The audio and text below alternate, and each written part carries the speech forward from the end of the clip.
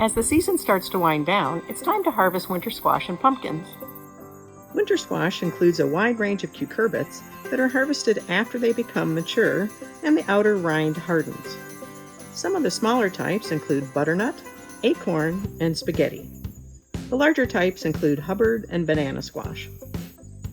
You want to harvest winter squash when the rinds are firm and the stalk that's attached to the fruit starts to turn gray or starts to shrivel. Many types will actually show a change in color as they ripen, depending on the variety. Some may show a blush of yellow on the green background, others may just deepen in color. The fruit stalks can be quite tough to cut through. Use a pruning tool to make a cut close to where the fruit stalk attaches to the plant.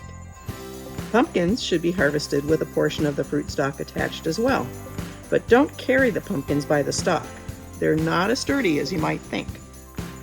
Let the pumpkins air dry in a warm, well-ventilated area for about 10 days so that the rinds have a chance to fully harden. For more information on harvesting squash and pumpkins, visit Purdue Extension online.